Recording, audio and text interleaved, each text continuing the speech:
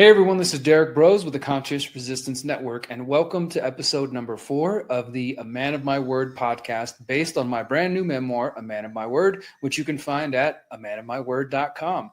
Thank you guys for being here, and to everybody who has been tuning in the recent weeks. It's been an interesting experience for me because, while this is different than what I usually talk about, as you guys know, this isn't independent journalism. This isn't technocracy. This isn't Jeffrey Epstein. It isn't some of the things that I'm sure some of you would prefer me to be talking about. It isn't ICE. It isn't all the different things going on in the world, but it is valuable. It is important.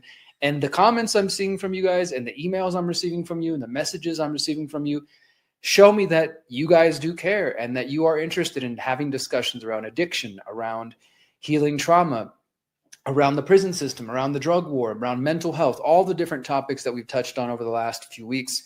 Today's topic is all about forgiveness, and specifically my own forgiveness journey. And so I'll be sharing some of that, how it relates to my relationship with my father, which I've shared a bit over the last few weeks, how that was really the root of my drug use and my mental health struggles that eventually led me to prison and led me to all the kind of crazy things that I discussed in the book. Again, if you haven't checked it out, guys, the book is called A Man of My Word, How I Overcame Addiction, Depression, and Mental and Physical Prisons. I'm so excited that it's out. I don't even have my own physical copy yet, but I'm going to be getting it this week, so I'm really excited about that. You can pick it up through Ingram Spark, Barnes & Noble, Books A Million, Amazon, and Abe Books and elsewhere. And I really want to encourage you guys, if you enjoy this and you think it's valuable, not only to pick up a copy for yourself, but to pick up one to send to friends and family who are struggling with their own addictions and their own troubles and things like that. And maybe even send one to your local library, encourage them to stock it, to your local treatment center, to your local jail, to your local whatever. Anything you can do to help me put this book in front of more people is appreciated. So thank you guys for supporting me in this effort, because as I said, I know it's different from what I usually talk about, but I do think it's valuable, and apparently you do too. So let's talk about forgiveness.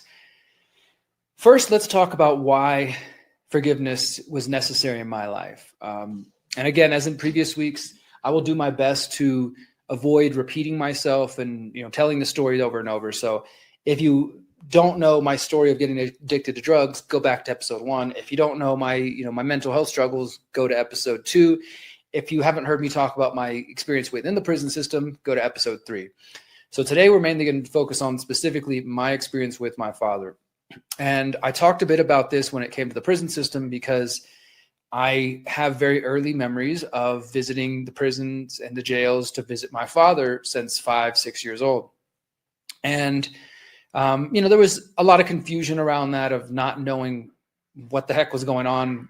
I know what a dad is. I understand that concept. Most of my friends don't have to go see their dads behind, razor wire, and only get to see him for a couple hours. And they don't get letters from jail making promises from him and things like that. So I knew that something wasn't right or the same as other kids, but, I didn't really kind of truly, I think, get it on a deeper level. But when it came to forgiveness, which I will get to the point that I did actually forgive my dad, there was a lot of tough times growing up, because my father would, I think he did his best. I want to say that. I think he did his best that he could with the tools that he had in the position that he had, because I do think that I know that he had trauma from his own relationship with his father. I know that he had trauma from his relationship with my grandmother and his mother. And I know that he had trauma from his own drug use, then from cycling in and out of the prison system and kind of becoming institutionalized. And I don't think he ever really developed the tools to do, to know how to do it, what to do with that, how to even have an adult conversation, how to say, Dad, you hurt me in this way, or Dad, I'm sorry for hurting you in this way. There wasn't forgiveness coming on really any side, my father or my grandfather. And I don't remember many lessons being taught to me about the power of forgiveness, or the necessity of forgiveness, the beauty of forgiveness. Of course, I was taught to apologize to people if I did something wrong, if I hit my sister, or, got in a fight with my brother or whatever.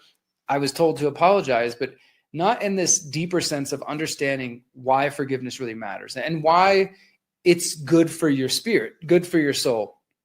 And so as I was growing up and I was witnessing my father, come in and out of my life and write the letters from jail saying he was going to be there for the next birthday, saying he was going to be there for the next Christmas, saying, all these kinds of things.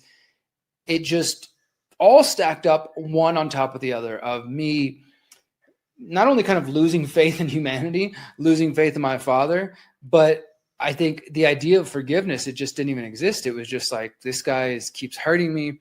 He keeps hurting me. And as I shared in the previous weeks, my sadness as a young boy eventually turned into anger and strife as a young man, as a teenager, and then eventually drug use as a young adult in my late teens and early 20s. So I definitely didn't want to forgive him for not being there, for abandoning what felt like abandoning my family, my mom, myself, and my brother and sister. I had no interest in forgiving him. I didn't want to, it wasn't even on the menu. Let's say that.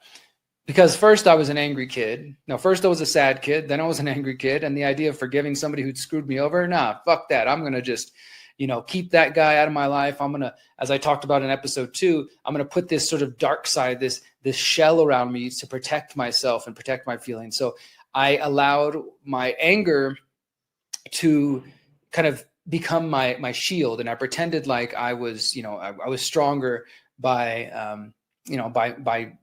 just being angry all the time. And so you're not going to forgive somebody if you're like, fuck you, screw you. Yeah, I've got a bum ass dad and he's not around, but I don't need him. I'm better off without him. It was my way of protecting my emotions and my young inner child. And, as I got older though, and particularly when I got locked up, I still wasn't ready to forgive him, but I did start to do my own healing. And kind of the way I saw it was like, look, if this guy's not in my life, then I need to get my own healing with or without him. So hey, I'm not going to forgive him explicitly, but I'm going to start working on my own trauma. And that happened when I got locked up, as I shared in the previous episodes. I started meditating, I started journaling, I started praying, and I did write my father a letter. He had just got out of prison as I was going in. And I wrote him a letter and I said, hey, man, you don't know me really, but this is who I am. And these are all the things I've done. And I definitely said, like, it's your fault. Like, you weren't here for me and you set this example for me and I'm just following your footsteps. And I probably said this on the previous episode, but he wrote me back and it was just a very underwhelming response, to say the least. He didn't take any responsibility that I can remember. He has said, you need to take personal responsibility for your own actions. And he was correct to some degree, but also I did want some level of like him taking account of, responsibility, like, hey, take responsibility for your things and I'll take responsibility for my things. Right. And so when he came back with that letter and just said like, this isn't my fault. You're a grown man now. You need to take responsibility for actions. I was pissed. I was annoyed. I was just like, how dare this guy not, I guess there was still that part of me that wanted him to come back and say, I'm so sorry. You're right. I did all these horrible things and I hurt you guys. And, I promise I'm going to do better. Even though he'd made so many broken, false promises, what would one more be, really in the end? And I don't even know if I would have believed him, but I think I wanted that when I wrote that letter. If I try to put myself back in that state of mind as a 21-year-old, formerly, recently addicted kid who was angry at my father and also trying to carve my own path, I think I wanted him to say like, look, this is my fault. I messed you up and now you're in prison just like me and my bad, but he didn't. And so after that, since he didn't take responsibility, I just kind of swore him off. I was like, whatever, never mind. Like, this dude doesn't want to take responsibility for his actions, then I don't need him in my life. And so I focused on my own healing. My healing journey continued. I did bounce back and forth from prison. And, but all of 2005 into 2006, 2007, 2008, 2009, I was doing meditation regularly. I was starting to open up spiritually in ways that I'd never been before because I'd always been very anti-religious and just not, it wasn't something I had any interest in. And as I was doing that process and then also, cycling in and out of prison and eventually getting out and becoming a felon and then starting my new life, 2009, June 2009, I'm off parole. I'm totally done with the system. I'm now a felon. I I was starting to kind of question the world in some ways. I wasn't fully awake yet, but I was definitely starting to question the world. I was going to the Houston Zen Center. Like I said, I was doing regular meditation groups and things like that, really starting to experiment with this. And of course, I was also taking psychedelics, and that was opening my mind up in different ways. All of those experiences contributed to me realizing, if I'm really going to get the healing I need, I have to talk to him.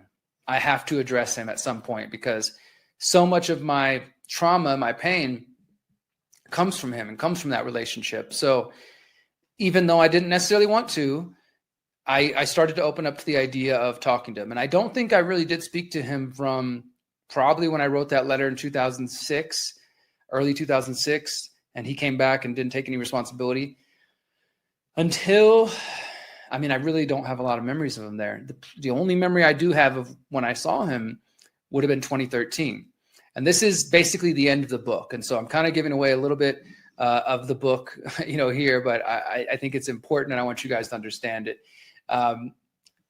In late 2012, 2013, he reached out to me, and he had just been released from prison, and he was from Austin, Texas. So Central Texas. I'm in Southeast Texas in Houston.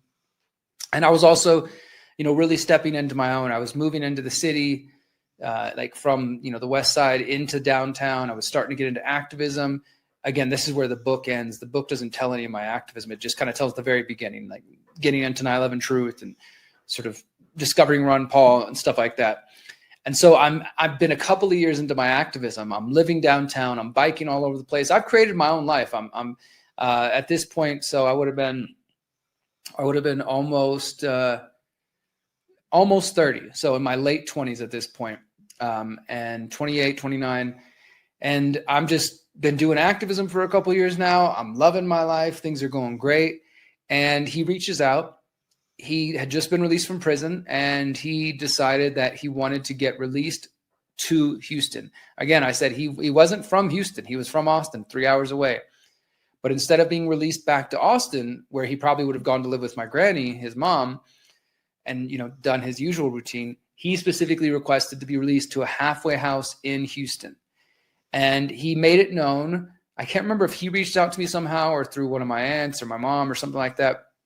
Basically made it known that he was coming to Houston because he was hoping that myself or my brother or my sister would see him. Now, my brother and my sister were at that time new parents. They both had, I think, their first kids. Maybe they had their first two kids, probably or their first one, and the second one was on the way. And so they were very hesitant of like, okay, do I want to reconnect to my father? Do I even want to let him into the lives of my children and, have him hurt them again and come in and out of their lives? So they weren't quite ready to communicate with him, as far as I remember. But when I heard that he was staying in a halfway house, that he'd been released to Houston, I was living in the downtown area, as I said, and I was biking everywhere. And so I got in touch with him. I found out where the halfway house he was at. It was in the downtown area, in the downtown, loop, if you know Houston. And I biked over there. I think it was like an afternoon. Went over there, met up with him. I remember it was just, if you've ever been to a halfway house, these aren't always like the most well up, kept up buildings. And so it was kind of like an old, early 20th century home that had been converted to multiple dorms and things like that. I didn't actually go inside, but just from the outside. And I had like a big patio, big outdoor patio. And when I pulled up on my bike, there was a bunch of picnic tables. There was guys out there smoking and just, smoking cigarettes, just talking and, shooting the shit. And my dad was standing out there waiting for me. His name was Troy. And I hadn't seen him in, like I said, I hadn't talked to him since 2006, just through a letter. I probably hadn't seen him since the early 2000s. So it'd been over 10 years at this point since I'd seen him in person. And we sat down outside on one of those tables, and after a while, most of the guys, they kind of went inside, and I think they realized that we were about to have a real serious talk. And I sort of kind of did a similar thing that I did in the 2006 letter. I just said, look, you don't know me, but this is who I am. I live in the city now. I'm an activist. I'm starting to get into independent journalism, and, this has become my life. I live in an activist house. I'm doing protests. I'm doing all this stuff. And a lot of the stuff just went right over his head. I mean, this guy was institutionalized. He'd been locked up since the early 80s. I was born in 84. He got arrested the first major time, I think 82, and was on felony probation, and then pretty much spent that whole time in and out, in and out, in and out for the next 30 something years. And so he was very institutionalized. He didn't know anything about the internet. I mean, obviously he knew what a computer was, but he didn't understand email and internet and social media. This was all just like out of his, his domain, his totally different paradigm to him. But he was still like, oh, okay, that's interesting. That's cool. Thanks for sharing with me. And it was overall kind of an awkward conversation, I'll say. Like, he doesn't have much to say. He's like, well, I'm out of prison now. I'm sorry I've been gone. And, and I'm like, okay, I've heard this before. And I was just sharing who I was. But when it came down to it, as we wrapped up our conversation, I did have a chance to forgive him. I told him, I looked him in the eyes and I said, I don't want you to hold any guilt because of me. I forgive you 100%. Whatever you're holding on to because of me specifically, you can let that go. Please don't beat yourself up for things that happened or the things that you did when you were younger. I'm okay. Everything turned out okay. I was on this brand new path, even though I was a felon now and I'd been to prison. I was the happiest I'd been probably in my entire life. I was like, everything was opening up. I was waking up. The world was fresh. I had, just all the optimism about my future. And I was just ready to move on. And so, I told him, like, look, you still need to talk to my brother and sister. They've got their own issues. They've got their own problems with you. But when it comes to me, you can let that shit go. I'm okay. Everything turned out fine. Let that guilt off your back, at least for one of your children. I that's all I could say. And I remember we hugged. We probably cried. I can't remember exactly, but I'm pretty sure I probably cried. He probably cried. And when I said that, when I told him that, it was a huge weight off my shoulders. And I felt immensely better. I mean, and in fact, in the book, let me see if I can actually pull up the book here with you guys here. In the book, I include in there some of my social media posts, because this is what I think is one of the cool parts about the book, is that I was actually able to go back and, mine some of my own social media feeds.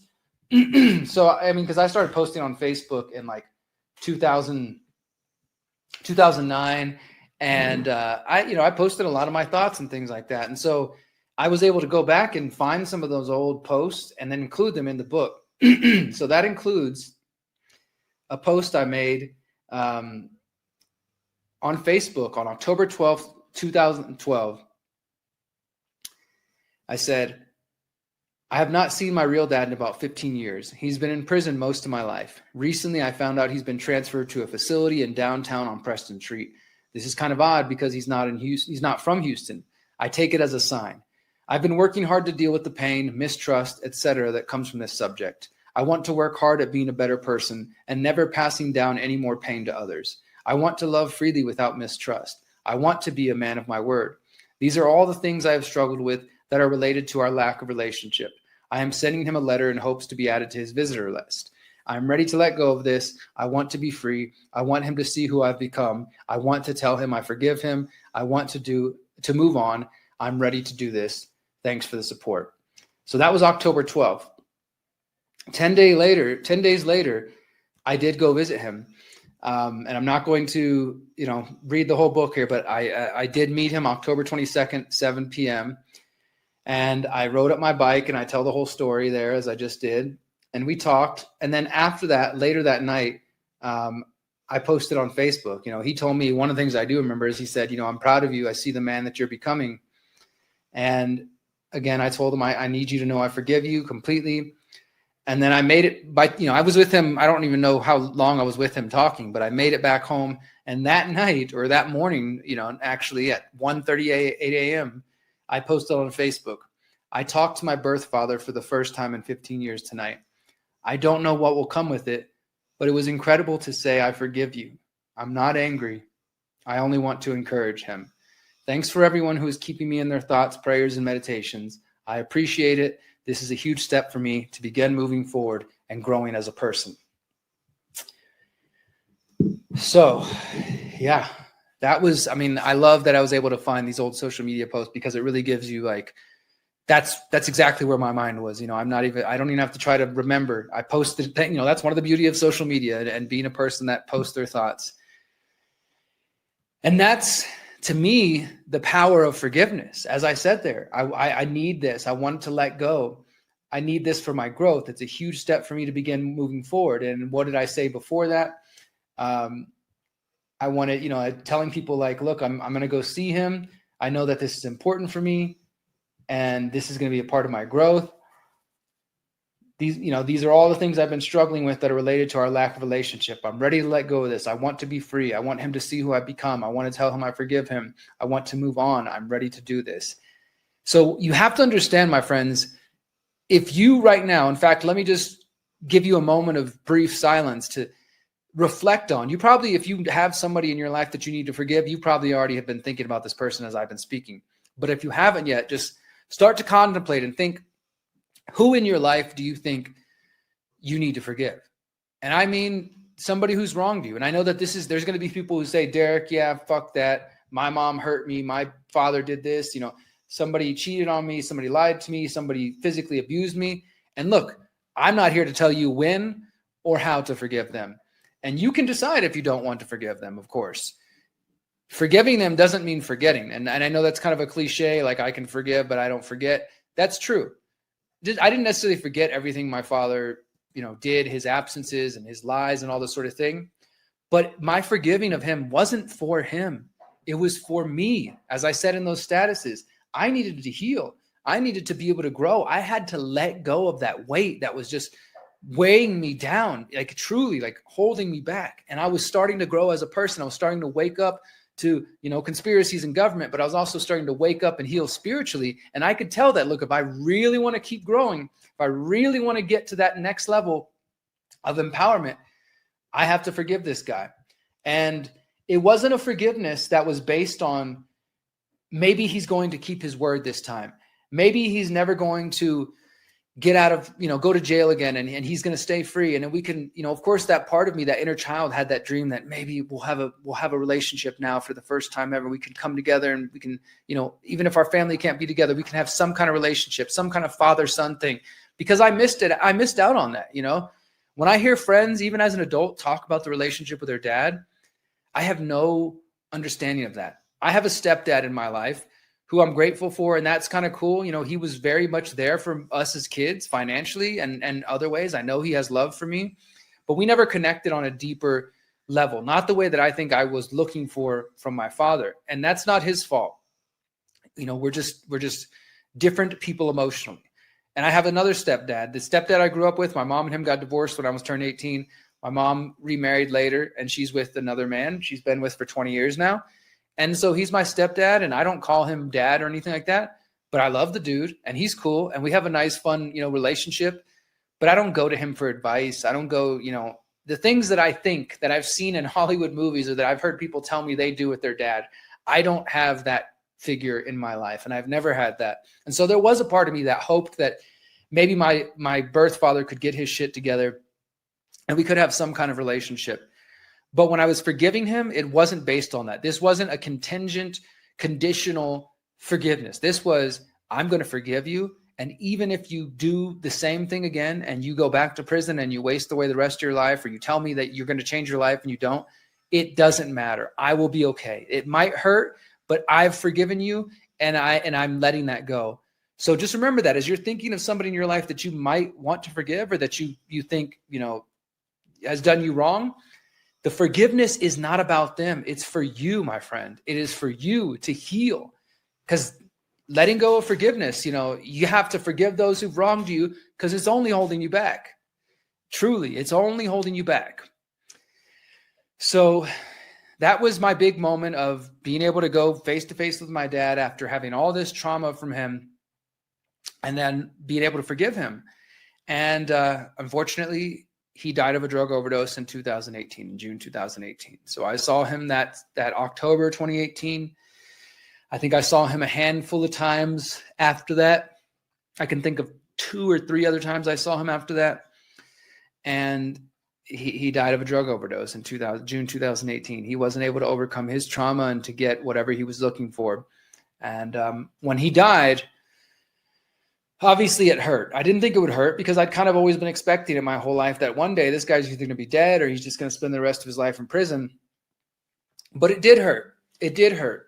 And then whenever I went to his funeral, and I did go, it wasn't an open casket, but they did ask if me and my brother and sister want to go say goodbye to him. My older brother just refused, but me and my sister, we did. We went and saw him and saw his body. And sorry, I was just thinking about how my brother was crying so much. My brother's not an emotional guy, and that was one of the few days in my life I've seen him bawling his eyes out. And, I just cried over his dead body. It hurt still. It still hurt. I remember wailing like a little kid, Daddy, like what happened? Why? This wasn't supposed to happen. And if I hadn't forgiven him before that, it would have been so much harder, I think. If I hadn't really taken the time to do what was necessary for me, for my healing, I probably would regret that for the rest of my life. And I have a feeling that my brother and my sister might regret that. I don't know what conversations they had. I know they did spend their own time with him, and I hope that they had moments like that, but it was important for me. Now, I want to tell you about another story from the book that is where the title of the book, A Man of My Word, comes from. That is also kind of set the stage for this healing and this forgiveness that I'm talking about. It was the second time that I got locked up. And as I shared before, I got locked up for a full year. I got out. I only lasted 5 months, and then I got sent back. And they basically sent me back to another place for 90 days, kind of like, okay, you screwed up, go back and do a little more time, and then we'll let you out if you act right. And 90 days is not much, although it sucks either way if you're being held, against your will. But when you've done a year already and your family's already sat around and waited and forgave you and they're happy you come home, and then you fuck up again, people are less forgiving. So the morning I had to go turn myself in, because once I found out that I was getting locked up again after I pissed dirty and I failed the drug test, my probation officer said, you got to go turn yourself in downtown on this date and this time. So I knew it was coming, and I waited till the last minute to tell my mom, I'm going back. And I waited, my girlfriend knew, and she was pissed. And the morning I was leaving, my girlfriend was taking me out of my mom's house to go downtown and turn myself in. And I'm walking down the stairs, and my mom, it's like 6 a.m. because I had to be there by 7:30 or something. And my mom's there, and she just says, you're turning to your father. Don't come home. Now that hurt really bad. And then we get in the car. My girlfriend starts driving me to turn myself in. And now this is a girlfriend who'd already waited a year for me, first time I got locked up. And halfway there on the way downtown, she says, Derrick, I can't do this again. I can't, I can't keep waiting for you. I'm moving to Austin, and I'm moving on with my life. And I'm just like, talk about rock bottom. I have to go turn myself into freaking prison for a minimum of 3 months. My mom just told me I'm turning into my father. My girlfriend, who I did love dearly at the time, says, I'm breaking up with you and I'm moving away. I've never felt more alone in my life. I've never felt so low, like such a piece of shit. Like, how the fuck could I screw up so quick? I just did a year behind bars and I didn't even last 6 months. So when I got locked up that time, I was even more determined. I was like, whatever healing I need to get, like I'm getting back in my meditation. I'm doing, it's kind of like, even though I wasn't into the, Abrahamic religion, that's still the same thing. People joke about jailhouse religion. People get locked up and all of a sudden they're reading the Bible. They're Christians. They're born again Christians. Because in that space, obviously you feel scared and you start looking for some kind of hope, something. And religion is one of the things that us humans turn to. And Bibles are prominent in prisons and in jails. For me, though, it was more like Buddhism and meditation and some kind of, prayer, just in general, opening up. And so this place that they sent me to, for all intents and purposes, was a prison. It was a place where you don't leave. In this particular place, you didn't get to go outside or anything. You got no sunlight. You're basically locked in a floor, and they had different dorms with bunks, like with different guys in each of them. And they made us basically have meetings once a week or a couple times a week. And because of that, they were able to call it a rehabilitation facility. But again, for all intents and purposes, this is a freaking prison. Sure, it's less violent, less dangerous in that way. It was more, as I call it in the book, a mind fuck. Actually, the chapter about this is called Mind Fuck, the sequel, because I got sent back to this sort of treatment center, prison place. And one of the positive things I will say is that they had a workbook that they asked you to work through and sort of, and it was supposed to be something that you did over the 90-day period. But since I was coming in all hot, like, oh my God, I screwed up, I got to figure this out, I think I did the workbook in like a week or 2 weeks at most. I just, was rushing through it. And I remember one of the guys telling me, you don't get out any earlier just because you finished the book. And I was like, I know, I have to figure this out. Like I've pushed away my girlfriend. I've pushed away my family. I'm turning into my father. Like, how did I fuck up so bad? I have to figure this out. And so one of the exercises in the book towards the end is first it starts off like, imagine you found out today, you went to the doctor and you found out you have terminal cancer and you found out you have 5 years left to live. What would you do with your time? Write down 5 different things or something like that, right? And again, I was in a space because I'd screwed up so bad where even though this seems like a simple exercise, I was taking it extra serious. I was like, look, I need to get all the healing I can. I'm not playing games. So I was thinking about this seriously, like, okay, if I'm going to die like 5 years, what would I do? And of course you start contemplating what really matters. What do I care about? Am I going to spend time with my family, my loved ones? Because doing all those drugs and partying, that wasn't worth anything. And so it asks you 5 years and then it says, okay, you have 1 year left to live. Okay. You got 6 months left to live. You got 1 month to live. You got 1 week. And so obviously shorter and shorter time spans. And really getting you to contemplate like what matters, who do you value, what are you thinking about? If you've got 1 week to live, what the fuck are you going to do at that time? What's the best use of your time? And then after you get through those exercises, you get to a point where you kind of turn the page and it says, you've now died. The cancer spread through your body, it ravaged you, and it killed you. And then there's like a big empty kind of tombstone with a blank tombstone, and it says, your family are all at your funeral. They kind of creates the scene like you're now dead. You're in the ground. Your family's there gathering for you. They're all sharing stories. They're crying their eyes out. What 5 words do you want on your tombstone for people to remember you by? And I spent a lot of time thinking about this. And I eventually settled on a man of his word. And the reason I chose that is because, as I've shared in the previous episodes, because I sort of inherited or mimicked a lot of the behaviors I saw from my father, I was a liar. I was a cheater. I was not a good guy in relationships. I mean, I was very loving, but I was also lying. I was also cheating with other girls. I was doing different things like that.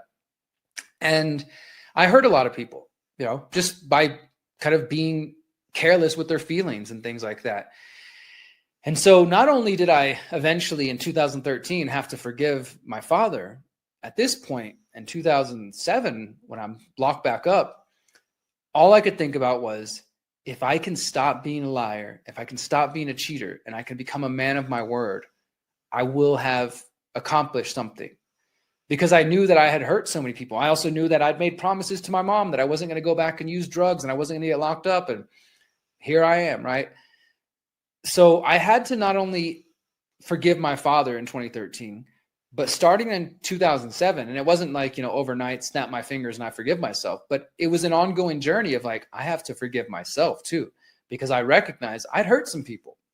I was careless with people's feelings. I was able to, just not think about the consequences. And I don't even mean just while I was on drugs. As I talk about in the book, unfortunately, when I got out of prison, it wasn't like I was a perfect angel. I still cheated some after that. I still was not honest in many ways. And that was it is a behavior that I've struggled with throughout my life and that I've had to learn to contend with and learn how to overcome. But I knew at that time that was going to be a big goal of mine. If I could find a way to be a man of my word, to be trustworthy, to stick to the things I say. If I say I'm going to love you and treat you right, then I'm not going to cheat on you behind your back. If I say I'm going to show up at 7, I'm going to be there at 7.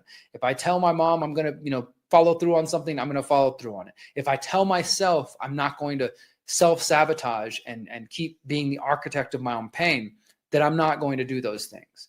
Right. So it was an important step. And that is something that I still strive towards this day. I'm not a perfect human being like any of us, but I am a man of my word. And thus the book is called A Man of My Word, because it was in that moment that I realized, like, this is going to be a lifelong goal of mine, to strive to be better, to strive to grow as a human being. And to do that, in order to become a man of my word, I had to let go of the guilt that I was carrying, because it's this kind of cycle, this loop, at least for me, it was like, I would, get a girlfriend or somebody I cared about, and then I'd, for whatever reason, start looking elsewhere. Or, I didn't have impulse control, and I'd go cheat with some random chick who was showing me attention because I enjoyed the attention. And then I'd get in this cycle, like, shit, now I'm lying. I'm keeping things from her. I've got all this, and then it's eating me up inside, that I'm not being real, that I'm not being a man of my word. And then obviously I'd probably go cheat again, or I'd cheat with a different person. Like, I would just do these different things that would build and build and build on top of each other. And then I just continue to feel like shit, continue to feel horrible about being a liar, about being dishonest, and about looking at this person in the face who loved me and cared about me so deeply, and knowing that I'm not being honest with them, knowing that behind their back, I'm doing things that are shady. And as I talked about in week 2 with the mental health aspect, this is why I eventually started to question, like, am I a sociopath? Like, do I have borderline social personality disorder? Because I sure seem incapable of, or at least capable of, ignoring my empathy and being apathetic towards other people's pain. And so it caused me a lot of grief. I caused myself a lot of grief. As I say in the book several times, I was the architect of my own pain. I was sabotaging myself. I was shooting myself in the foot over and over and over again. And so today is all about forgiveness. If you have somebody in your mind and you're thinking about who has wronged you and who you might want to forgive, I'm not going to sit here and say, forgive them today, guys, and make amends. That's up to you to decide what's best for you. All I can tell you is that when I chose to forgive my father, it was better for me. It did help me grow. It did help me heal. It did help me become a better person. And when I started to focus on healing my own, healing myself by forgiving myself, it has made me a better person. It has allowed me to let go of that guilt that I've been harboring, and to jump out of that cycle and that loop that I was in, and instead be able to just let it go. Like, okay, I was not so good in the past, and I have to accept that I've hurt people. And there are people who I know back in Houston, women particularly, that I've dated and been with, who I lied and cheated on, who would tell you that I'm the worst piece of shit in the world. And I have to accept that. I can't make them forgive me. They don't have to forgive me, but I have to forgive myself. And I know some people think that that's a cop-out, to say, okay, well, I forgive myself even if you don't forgive me. It's true. It's valuable. It's necessary, because you're not always going to get everybody to forgive you. This is kind of part of the 12-step thing. And even if I don't really, vibe with all of the 12 steps, I do think it's important to make amends with people. But you learn in that process that not everybody's going to accept your amends, and not everybody's going to be interested in your apology. And you have to be okay with that. So you have to forgive yourself, even if the other people you may have wronged can't forgive you. And I believe it's important to forgive other people who've wronged you, even if they're not going to apologize for it, even if they're not going to change their behaviors, because it's not about them. It's about you. It's about your healing. It's about your growth and about your transformation. That's what this has been about for me, at least. So I had to go through all those things. I had to get to a place where I was ready to heal, where I was ready to open up and to forgive. And everything I've described here today, it's not like it's easy, right? I'm not saying it's just going to happen overnight. You might have been really damaged or harmed physically, mentally, emotionally, spiritually by somebody in your life. And the idea of forgiving them just sounds crazy to you. I get that. In your own time, maybe you will find value in it. Again, you don't have to forget. You don't have to forget what they did to you.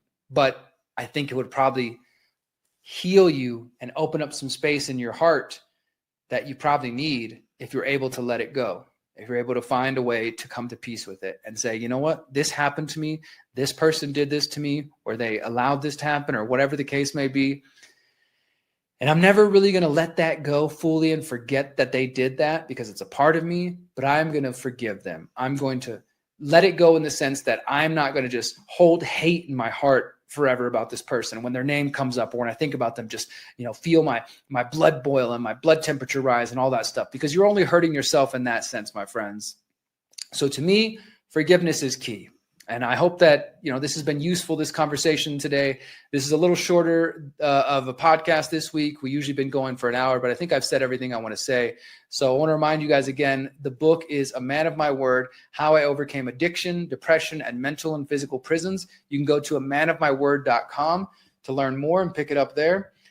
Next week, for the final, well, not the final, but the second to last episode of this podcast, I'm going to be talking about my waking up journey and how towards the end of the book, the last part of the book, after I forgive my father, it's basically gives a little bit of a hint of how I started to wake up. And so we've talked about drug addiction. We've talked about mental health. We've talked about the prison system, the drug war. Today, we're talking about forgiveness. All of these experiences ultimately are what helped me wake up spiritually and politically, in the physical realm, questioning government, questioning so-called conspiracies, things like that. That's what we're going to talk about next week, how all of these different experiences came together and culminated in my awakening journey, how I had to hit rock bottom in order to wake up. So thank you guys so much for being here with me. I truly, truly appreciate it, guys. I've been having a lot of fun doing this podcast and just sharing my more personal thoughts, because I don't always get time to do this because I'm just talking about the news or politics or doing analyzing of whatever the heck's going on in the world. But this is just as valuable, if not more valuable to me than some of the other work I do. So I appreciate all of you who humor me with this, even if it's not really your big interest. I do appreciate it, guys. So thank you so much for being here. This has been the A Man of My Word podcast, brought to you by the Conscious Resistance Network. Until next time, remember, you are powerful, you are beautiful, and you are free. Peace. Since 2012, the Conscious Resistance Network has been an independent media organization focused on empowering individuals through education, philosophy, health, and community organizing. We work to create a world where corporate and state power do not rule over the lives of free human beings. Our motto is leading by example and helping others in their pursuit of freedom. Visit theconsciousresistance.com to find our articles, documentaries, interviews, podcasts, books, and more. Remember, you are powerful, you are beautiful, and you are free.